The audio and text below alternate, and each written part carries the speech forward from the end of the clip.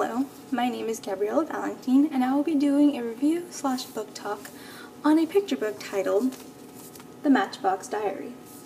The Matchbox Diary was written by Paul Fleischman, not sure how to say that, who is also known to have written books such as Westlonia, Sidewalk Circus, The Dunderheads Behind, and also Joyful Noise Poems for Two Voices, which also won a Newbery Medal.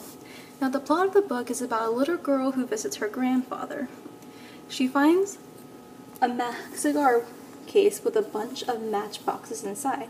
Now, inside each matchbox is something different, and they have a meaning. The grandfather takes the little girl on a journey to tell her about the meanings behind every object inside each matchbox that correlates to events that happened in the grandfather's past. Now, the first passage I'm going to read to you is found on page 2.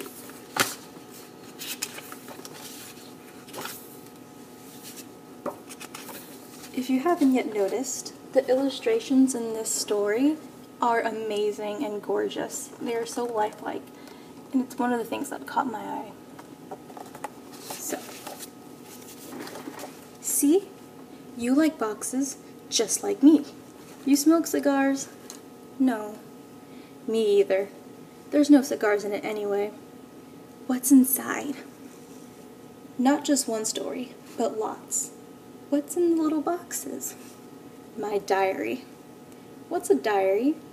A way to remember what happens to you. Usually it's a book people write in. When I was your age, I had a lot I wanted to remember. But I couldn't read or write. So I started this. Open the first one. The reason I chose this passage is because it's a gateway to what is to be expected in the story. You are led to the very first matchbox, which begins the story, and then you are to expect what other matchboxes will have inside and what story the grandfather possibly has for each object within the matchbox. Now to the second passage I chose to read to you guys.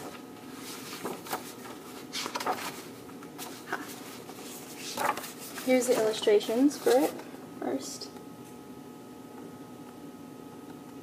Still gorgeous.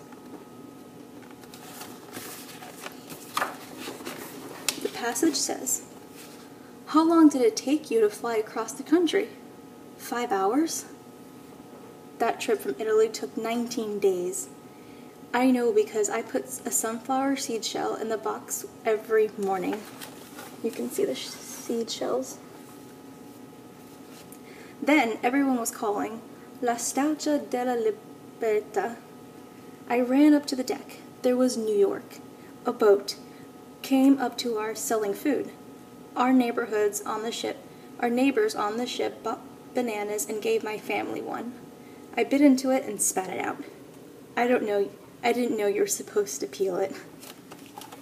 I also chose this passage because it marks another journey for the grandfather in his past arriving to America, and obviously the different things he runs into being from Italy, not used to the American life, and you get to see that throughout the story, and obviously it starts out kind of humorous as he didn't know how to eat a banana.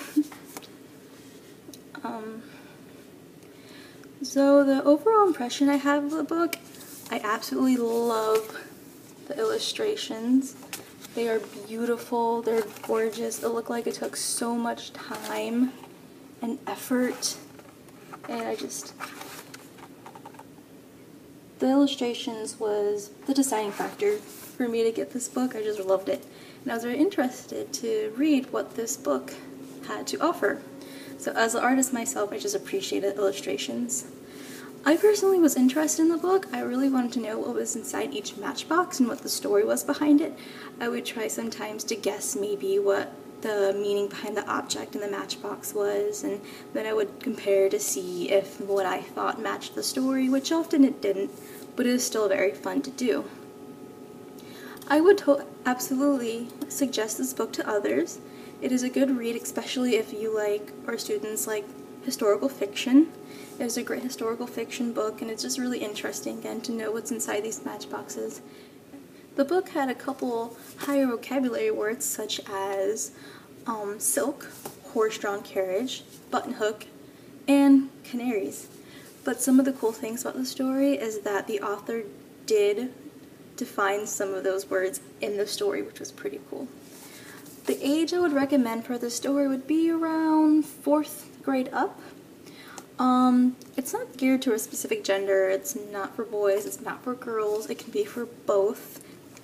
And it wouldn't hurt to read this story to the kids, so that's what I think about that. And as far as content goes, the obvious answer would be social studies. It is, again, historical fiction, so you can easily fit that into social studies. The social studies talks about immigration, the lifestyle of the grandfather in the past during moments that our generation won't be able to understand or even know about, the grandfather can talk about. And as far as another subject or content is language arts. They can use it for sequencing, timelines, dialogue, and storytelling, and so much more. The way I connect this to my life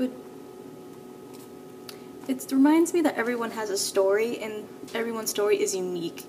And it reminds me that I should take time to listen to everyone's story or hear what they have to say. The world isn't boring after all, and it's actually run by stories that I have yet to be told. So that is the Matchbox Diary, and I suggest a good read.